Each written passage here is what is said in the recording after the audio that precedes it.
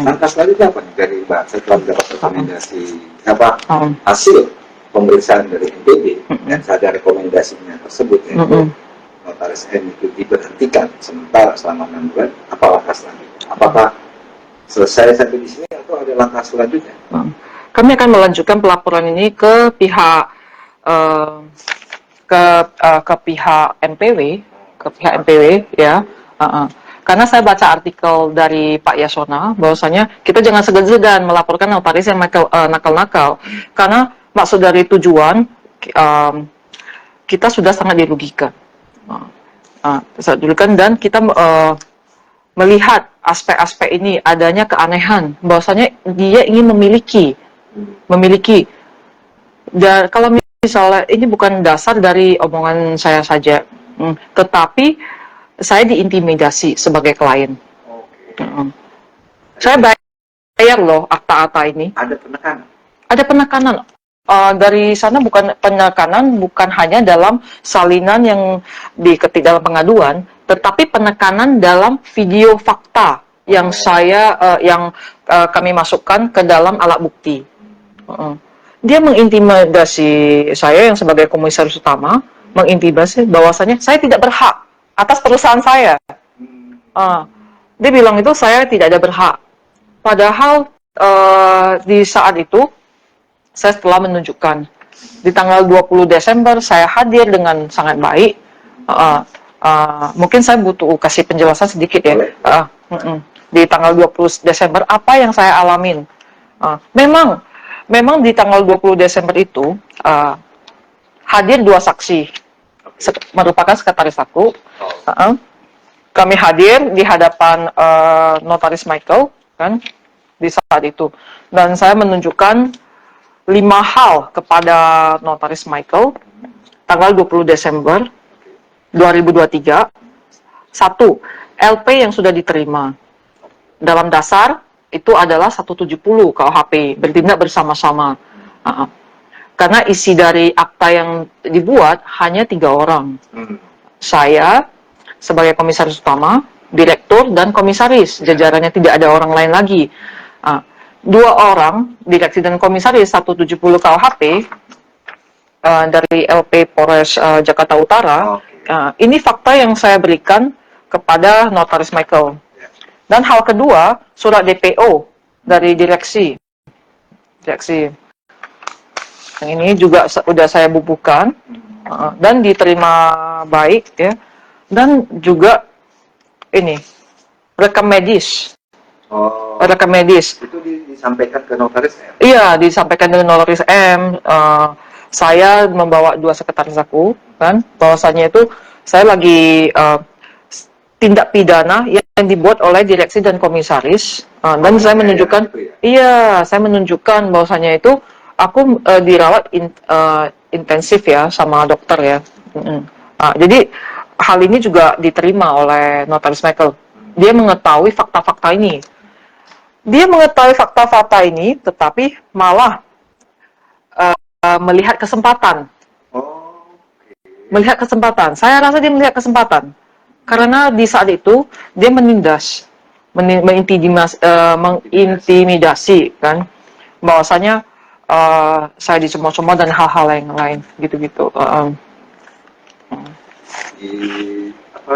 Dimaki-maki gitu.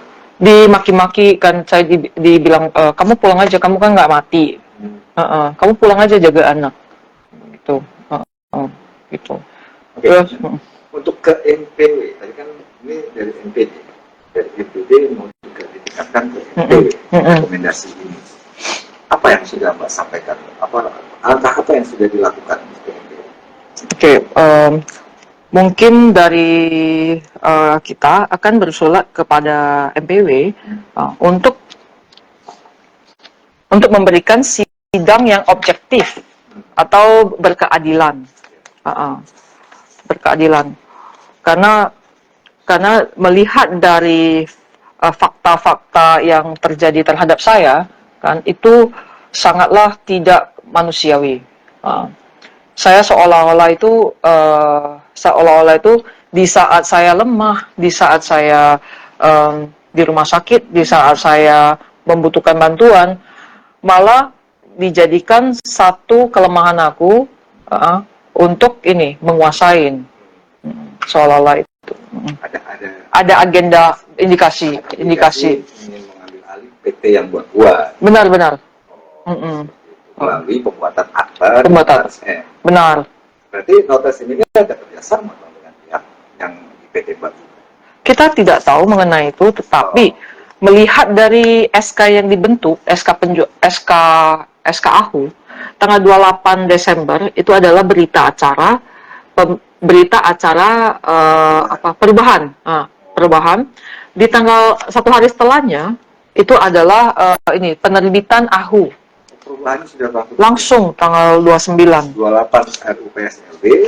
29 langsung juga dilakukan perubahan terhadap organ perseroan. Iya, organ perseroan dan ini ada penjualan saham yang tidak saya ketahui sama sekali. Ini juga diberatkan bahwa dalam putusan bahwasannya di MPD. MPD bahwasannya notaris Michael dinyatakan bersalah.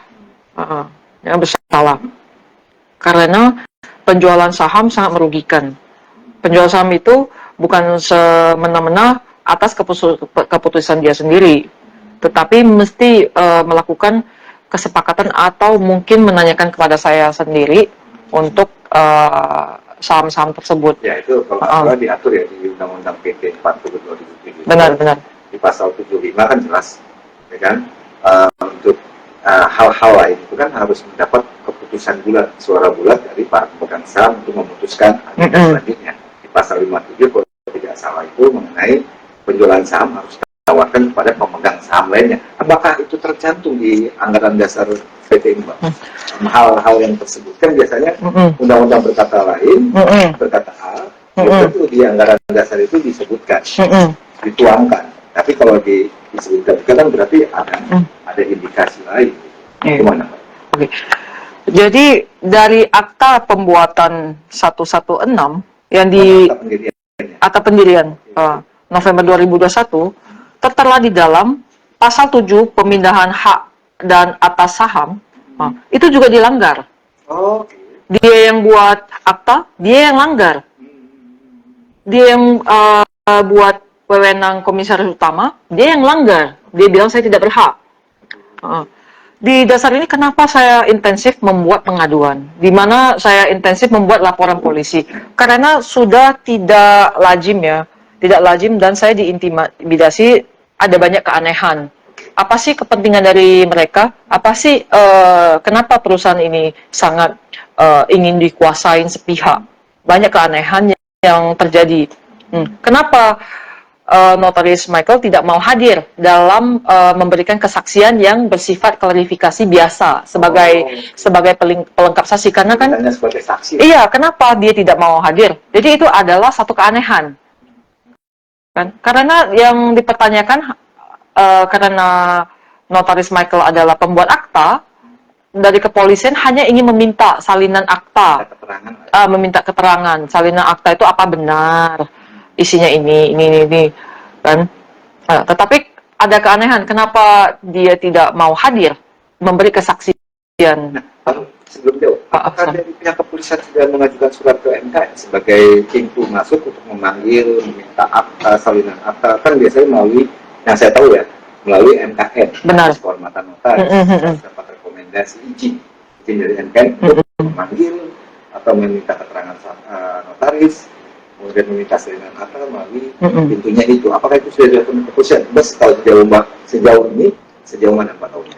Pihak kepolisian sudah mengirimkan surat ke MKN untuk persetujuan klarifikasi terhadap notaris Michael pembuat akta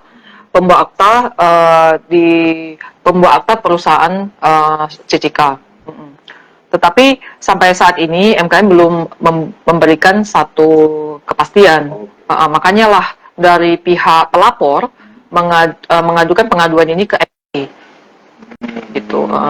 Akhirnya hari ini kan saya ingin menyampaikan di tanggal 3 Oktober 2024 saya mendapatkan hasil putusan rekomendasi dari para majelis atas pengaduan yang saya buat, di mana di dalam rapat tersebut hadir di dalam meja sidang rapat, adanya 9 majelis-majelis kehormatan yang hadir di sana untuk melihat barang-barang bukti yang dimana ini merupakan fakta yang tidak dibuat.